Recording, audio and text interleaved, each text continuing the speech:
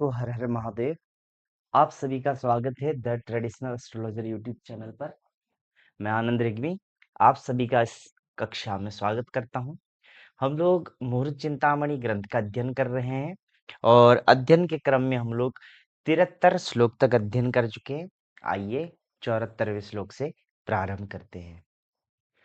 हम लोगों ने इससे पूर्व में बाण के बारे में चर्चा की थी कि बाण क्या होता है, बाण कैसे होता है। अब इसमें बात करेंगे कि बाणों को कब कब त्यागना चाहिए। तो रात्रौ चौर रुजौ दिवा नरपतिर्वह्नि सदा संध्ययोः मृत्युश्चाथ सनौ नृपो विधिमृतिर्भौमेग्नि चौरौ रवौ रोगोऽथ व्रतगेह गोप नृप सेवायान पाणिग्रहे वर्ज्याश्च क्रमतो बुधैरुगनलक्ष्मापाल चौरा मृतिः। रात्रौ चौर रुजौ रात्रौ, चोर बाण को और रुज अर्थात रोग बाण, इन दोनों बाणों को कब त्यागना चाहिए? रात्रौ, रात्रि के समय में त्यागना चाहिए। इसी प्रकार से दिवा नरपति ही, दिन के समय में नरपति ही अर्थात राजबाण जो होता है उसको दिन के समय में त्याग देना चाहिए। और सदा वन्नी, सदा अर्थात सर्वदा, हमेशा, चाहे रात हो चाहे दिन हो, दोनों समय में किस बाण को आपको त्यागना चाहिए? तो कहा कि वन्नी, जो अग्नि बाण होता है उसको त्याग देना चाहिए। और फिर कहा कि संध्यायोः मृत्युः, संध्यायोः अर्थात दोनों संध्या में, प्रातः संध्या और सायं संध्या, दोनों संध्याओं में क्या करना चाहिए? मृत्यु बाण को त्याग देना चाहिए। प्रातः संध्या और सायं संध्या क्या होता है ये हम लोग आगे संक्रांति प्रकरण में पढ़ चुके हैं। आपको ये सब चीजें याद होनी चाहिए, ठीक है। उसके बाद कहा कि अथ अर्थात अनंतर, अनंतर इसके बाद क्या होगा? तो कहा कि सनौ नृपो, शनिवार को कौन सा बाण त्याग देना चाहिए? शनिवार को नृप अर्थात राजबाण को त्याग देना चाहिए। फिर कहा कि विधि मृति, विधि, विद अर्थात बुध, बुधवार को कौन सा बाण को त्यागना चाहिए? मृति अर्थात मृत्यु बाण। अगर जिस दिन मृत्यु बाण हो उस दिन बुधवार भी हो जाए तो उस बुधवार के मृत्यु बाण को त्याग देना चाहिए विशेष तरीके से। फिर कहा कि भाव में मंगलवार के दिन क्या त्यागना चाहिए? तो कहा कि भाव में अग्नि चौरऊ, अग्नि चौरऊ भाव में, अग्नि बाण और चोर बाण को मंगलवार के दिन में विशेषतः त्याग देना चाहिए। फिर रवऊ रोगः, रविवार के दिन में जो रोग बाण होता है उसको त्याग देना चाहिए। तो इस प्रकार से शनिवार को राजबाण, बुधवार को मृत्यु बाण, मंगलवार को अग्नि और चोर बाण और रविवार को रोग बाण, इनको त्याग देना चाहिए। अथ अर्थात अनंतर, इसके बाद में फिर दूसरा चीज बता रहे हैं। जहां पे भी अथवा लगा देते हैं वहां पे फिर वहां से फिर दूसरा टॉपिक शुरू हो जाता है या दूसरा प्रसंग शुरू हो जाता है। फिर कहा कि व्रत, व्रत अर्थात व्रतबंध, यज्ञोपवीत जो संस्कार होता है वह। फिर गेह गोप, गेह गोप अर्थात घर का जो छत वत आप छाते हैं वह चीज हो गया। फिर नृप सेवा अर्थात राज सेवा। फिर यान, यान अर्थात यात्रा। और पाणिग्रह अर्थात विवाह संस्कार। इनमें वर्ज्याश्च क्रमतः, क्रमतः वर्ज्याः, क्रमशः वर्जित कर देना चाहिए। क्या वर्जित कर देना चाहिए? तो कहा कि बुधैः, विद्वानों ने ऐसा कहा है कि क्रमतः वर्ज्याः, क्रमशः वर्जित कर देना चाहिए। तो सबसे पहले कहा कि रोग अर्थात रोगबाण। फिर उसके बाद कहा अनल, अनल अर्थात अग्निबाण। फिर कहा क्षमापाल अर्थात राजा, राजबाण। फिर चौरबाण और मृत्यु अर्थात मृत्युबाण। तो इनको क्रमशः हम लोग जोड़ते हैं। सबसे पहले क्या है? व्रत अर्थात यज्ञोपवीत है। तो यज्ञोपवीत संस्कार में कौन सा बाण नहीं होना चाहिए? रुग, रोग बाण नहीं होना चाहिए। दूसरा क्या है? गेह गोप अर्थात गृहच्छादन, गृहच्छादन में कौन सा बाण नहीं होना चाहिए? तो कहा कि अनला, अग्निबाण नहीं होना चाहिए। फिर नृप सेवा, राजा की सेवा में लक्ष्मापाल, राज जो बाण है वह ही नहीं होना चाहिए। फिर कहा कि यान, यान अर्थात यात्रा, यात्रा में कौन सा?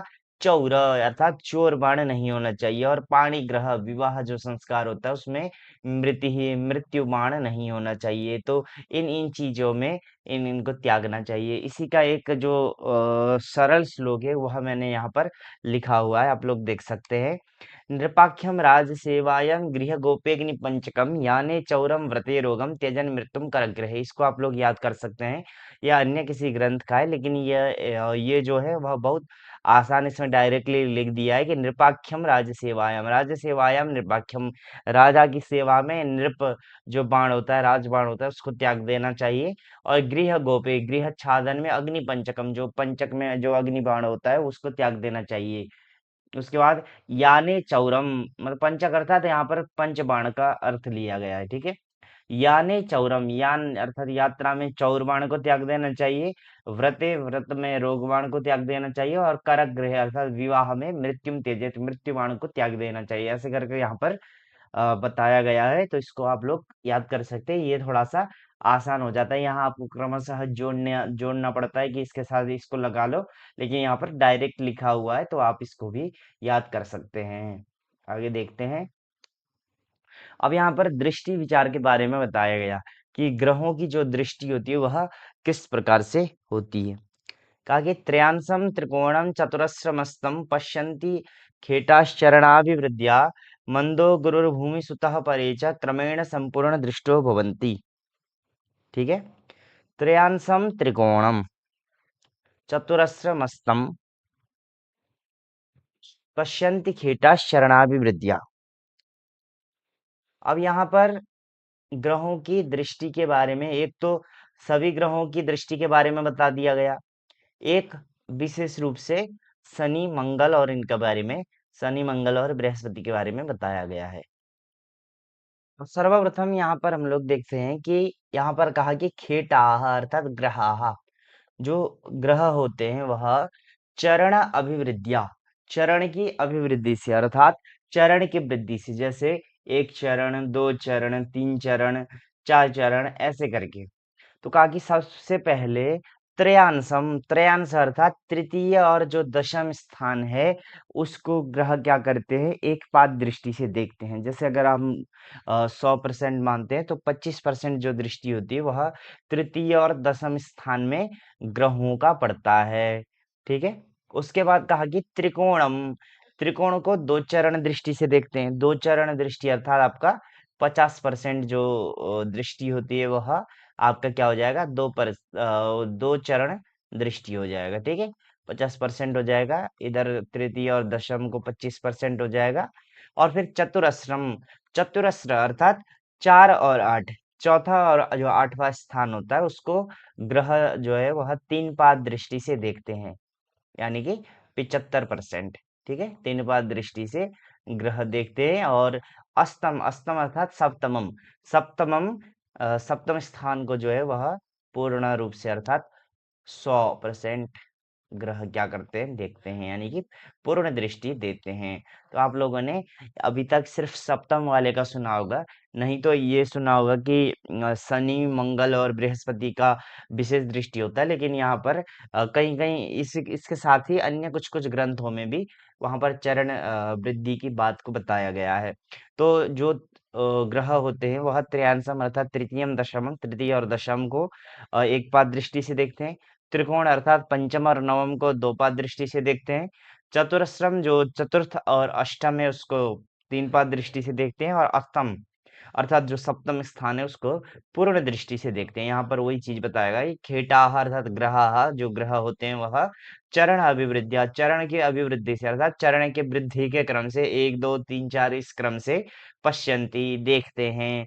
फिर यहाँ पर जब ग्रहों के चरण वृद्धि की बात की गई तो यहाँ पर फिर से शनि बृहस्पति और मंगल के बारे में बताया गया कि शनि मंदः अर्थात शनि, गुरु बृहस्पति, और भूमि सुत अर्थात भूमि का पुत्र, भूमि का पुत्र कौन है, मंगल। तो ये जो है वह परे च क्रमेण संपूर्ण दृश्यो भवन्ति, परे च क्रमेण, क्रमेण संपूर्ण दृश्यो भवन्ति, क्रम से क्या होते हैं, संपूर्ण दृश्य, संपूर्ण दृष्टि को प्राप्त करने वाले होते हैं, संपूर्ण दृष्टि को प्राप्त करने वाले होते हैं। और परे च क्रमेण, और जो परे अर्थात शनि मंगल और बृहस्पति के अलावा जो अन्य जो ग्रह है वह क्या करते हैं, वह चरण की जो वृद्धि होती है उसके हिसाब से देखते हैं। लेकिन जो शनि बृहस्पति और जो मंगल है वह इनको ये जो स्थान है इनको पूर्ण दृष्टि से देखते हैं, और जो अन्य जो ग्रह है वह संपूर्ण दृशो भवंती, संपूर्ण दृष्टि अर्थात वही जो सप्तम स्थान होता है उसी को विशेष रूप से पूर्ण दृष्टि से देखते हैं, नहीं तो वो सब पूर्ण दृष्टि से इन स्थानों को नहीं देखते हैं। तो जैसे यहाँ पर कंटिन्यू हम लोग लेंगे तो त्रयांशम मंदः अर्थात तृतीय और दसम स्थान को शनि जो है वह पूर्ण दृष्टि से देखता है, और अन्य जो ग्रह है, अन्य ग्रह तो 25% दृष्टि से देख रहे थे, लेकिन जो शनि होता है वह तृतीय और दशम स्थान को भी पूर्ण दृष्टि से देखता है, और सप्तम स्थान को तो पूर्ण दृष्टि से देखता ही है, वो तो उसको स्वतः अधिकार प्राप्त है, लेकिन वह तृतीय और दसम स्थान को भी पूर्ण दृष्टि से ही देखता है। इसी प्रकार से त्रिकोणम जो त्रिकोण स्थान है उसको बृहस्पति, पंचम और नवम स्थान को बृहस्पति जो है वह पूर्ण दृष्टि से देखता है, और संपूर्ण दृष्टि से सप्तम स्थान को भी देखता है। तो ये तीन जो जगह है उसको संपूर्ण दृष्टि से देखता है, वहीं जो अन्य ग्रह होते हैं वह त्रिकोण स्थान को 50% दृष्टि से देखते हैं। फिर चतुरस्रम अर्थात चौथा जो और आठवां, इन स्थानों को भूमि सुतः जो मंगल है वह संपूर्ण दृष्टि से देखते हैं, वहीं जो अन्य ग्रह होते हैं वह 75% दृष्टि से अर्थात तीन चारण दृष्टि से देख रहे होते हैं, और सप्तम को भी मंगल जो है वह पूर्ण दृष्टि से देखता है। तो इस प्रकार से परे परे अर्थात अन्य जो ग्रह है वह संपूर्ण दृश्यो भवंती जो सप्तम स्थान होता है उसी को केवल संपूर्ण दृष्टि से देखते हैं, ना कि इनको जो है संपूर्ण दृष्टि से देखते हैं, इनको तो केवल चरण वृद्धि से ही देखेंगे। तो इस प्रकार से हम इसको समझ सकते हैं। आइए आगे बढ़ते हैं। अब यहाँ पर नवमांस के फल के बारे में बताया गया कि नवमांश का फल किस प्रकार से प्राप्त होता है। जिस समय में भी आप विवाह का निर्धारण कर रहे होंगे, उस समय का जो लग्न है उसके अनुसार यहाँ पर फल बताया गया है। यदा लग्नांशेषु लवमथ तनुम पश्यति युतो भवेद्वायं वोढुः शुभफलमनल्पं रचयति लवद्यूनः स्वामी लवमदनभं लग्नमदनं प्रपश्येद्वा वधवाः शुभमितरथा गेयमशुभम्। यदा लग्नांशेषः, यदा अर्थात जब लग्न अंशेषः, विवाह कालिक जो भी लग्न होगा, क्योंकि हम लोगों का कुछ ना कुछ लग्न स्पष्ट तो आएगा ही, उस विवाह कालिक लग्न के अनुसार वो जो लग्न है वह किसी नवमांश में तो जाता ही है। तो उसी को कह रहे हैं कि जो विवाह कालिक लग्न का जो अंशेष है, विवाह कालिक लग्न जिस नवमांश में गया हुआ है उस नवमांश का ईश यानी कि उस नवमांश का स्वामी, ठीक है, विवाह कालिक जो नवमांश है उसका जो ईश है वह, जैसे यहाँ पर मैंने लिया है कि लग्न जो है विवाह कालिक कितना है 0997, ठीक है। 0 मतलब एक हो जाएगा, +1 होता है, तो 0 मतलब एक राशि हो जाएगा, 9 अंश, 9 कला, 7 भी कला। तो हम लोग जब नवमांश देखते हैं तो एक जो है मेष राशि जो है वह मेष राशि का मेष से ही शुरू होता है, और अंश कितना है 9 अंश है। तो पहला जो होता है नवमांश में वो 3 अंश 20 कला होता है। हम लोगों ने विवाह प्रकरण में देखा है इस चीज को, 3 अंश 20 कला होता है, तो उसमें मेष ही रहेगा। फिर 3 अंश 20 में 3 अंश 20 जोड़ दीजिए तो 640 हुआ, 640 में वृष राशि होगी, ठीक है। और 640 में फिर आप जब 3 20 जोड़ देंगे तो 10 होगा, तो हम लोगों का यहाँ 9 अंश है, तो तीसरा जो नवमांश होगा वहां पर होगा, तो यहाँ पर कौन सा हो जाएगा, मिथुन राशि हो जाएगा। तो मिथुन राशि क्या हुआ, लग्न का अंश हुआ। मिथुन राशि जो है वह क्या हुआ, लग्न का अंश हुआ, और मिथुन राशि का स्वामी कौन है, बुध है, तो वो क्या हो गया, लग्न का अंशेष हो गया, ठीक है। लग्न है हमारा 0997 है, ये इसका जब हम लोगों ने नवमांश निकाला तो ये जो लग्न है वह मिथुन राशि में गया है नवमांश में, ठीक है, मिथुन राशि में। अब इसका जो ईश है वह हो गया बुध, तो वो उसको हम लोग क्या बोलेंगे, लग्नांशेष बोलेंगे। यदा लग्नांशेष, जब लग्नांशेष लवम किसको देखे, नवमांश को देखे, ठीक है, लग्नांशेष किसको देखे, नवमांश को देखे। फिर कहा कि तनुम पश्यति युतो भवेद्वा अयम, अथवा तनुम पश्यति अथवा लग्न को ही देखे, अथवा लग्न को ही देखे। मतलब इसमें कहने का ये बात है कि या तो जो नवमांशेष है अर्थात बुध जो है वह लवम नवमांश को देखे अर्थात मिथुन राशि को ही देखे, वह अथवा तनुम पश्यति लग्न को देखे। या तो जो बुध है वह मिथुन राशि को ही देखे अथवा लग्न को देखे। तो लग्न क्या है हम लोगों का, लग्न मेष है, नहीं तो मेष राशि को देखे। ठीक है, फिर कहा कि युतो वा अथवा युत हो जाए अथवा वहीं पर जाकर मिथुन राशि में जाकर बैठ जाए अथवा मेष राशि में जाकर बैठ जाए। ठीक है, नहीं तो मेष राशि में जाकर बैठ जाए। तो ऐसे कंडीशन में क्या होगा, तो कहा कि वोडुः शुभ फलम अनल्पम रचयति। अनल्पम, अल्प का विपरीत क्या हो जाएगा, अनल्प हो जाएगा। अल्प का विपरीत क्या हो जाएगा, अनल्प हो जाएगा। तो अनल्पम शुभ फलम वोडुः रचयति। अनल्पम मतलब अत्यधिकम, अत्यधिकम शुभ फलम वोडुः, वोडु अर्थात वर, वर को क्या हो जाएगा, वह अत्यधिक शुभ फल देने वाला होता है। वर को क्या होता है, अत्यधिक शुभ फल देने वाला होता है। ठीक है, तो हम लोग इस तरीके से समझेंगे। जैसे यहाँ पर मैंने एक उदाहरण दिया हुआ है, तो लग्न हो गया मिथुन, लग्न का जो नवमंश हुआ वो मिथुन, मिथुन का स्वामी हो गया बुध, वो जो है धनु राशि में रह करके मिथुन को देख रहा है अथवा जो है कि तुला में रह करके मेष को देखेगा अथवा मेष राशि में बैठा हुआ होगा अथवा मिथुन राशि में बैठा हुआ होगा। तो क्या हो जाएगा, ये जो है वर के लिए शुभ फल देने वाला होगा। अब इसी प्रकार से कहा कि लवद्युन स्वामी, लवद्युन स्वामी, जो भी आपका क्या है, लव अर्थात नवमांश है, उससे जो द्युन अर्थात सप्तम है, सप्तम नवमांश है, उसका स्वामी। जैसे हम लोग यहाँ पर ले रहे थे उसी प्रकार से यहाँ पर लेना है। लव क्या हो गया, मिथुन हो गया, लव क्या हो गया, मिथुन हो गया। उससे सप्तम क्या हो गया, मिथुन से सप्तम हो गया धनु, उसका स्वामी कौन है, बृहस्पति है। ठीक है, लवद्युम्न स्वामी कौन हो गया, बृहस्पति हो गया। वो जो है वह लव मदनभम, लव मदनभम, लव नवमांश का जो सप्तम जो राशि है उसको देखे अथवा लग्न मदनम, लग्न से जो सप्तम राशि है उसको देखे। ठीक है, लवद्युम्न स्वामी कौन हो गया, बृहस्पति हो गया। वह लव मदनभम, लव अर्थात नवमांश, तो नवमांश मिथुन था, मिथुन से सप्तम क्या हो गया, धनु।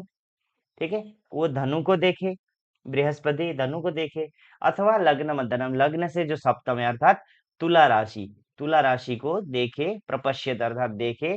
तो वदवाह, यहाँ पर वाह वही वाह अर्थ में लिया गया, लव मदनम वा लग्न मदनम प्रपश्यत तदा वधवाह अर्थात वधु के लिए शुभम, शुभ फल देने वाला होता है। इतरथा अशुभम गेयम, इतरथा अन्यथा अशुभम गेयम, अन्यथा अगर इसके अलावा अतिरिक्त होता है तो इसको अशुभ जानना चाहिए। ये थोड़ा सा आपको एक बार में समझने में दिक्कत हो सकती है, तो इसको एक बार ध्यान दीजिएगा अकेले में भी, तो ये और क्लियरली आपको समझ में आएगा एक दो बार प्रैक्टिस करेंगे तो। ठीक है, अब इसके बाद कहा कि लवेशो लवम लग्नपो लग्न गेहम प्रपश्यन मिथो वा शुभम स्याद वरस्य लवद्युन पुंस द्यूनम लग्न पोस्तम मिथो वीक्षते स्यात् शुभम कन्यकायाः। अब यहाँ पर भी वही चीज बताया गया कि लवेशो लवम लग्नपो लग्न गेहम प्रपश्यत वा मिथः तदा वरस्य शुभम स्यात्। लवेशः अर्थात जो नवमांशेष है वह लवम, वह नवमांश को देखे। ठीक है, जैसे यहाँ पर लवेश कौन था, लग्न था, लग्न मित्र का जो नवमांश था वो मिथुन था, तो यहाँ पर लवेश कौन हो गया, बुध हो गया, मिथुन का स्वामी।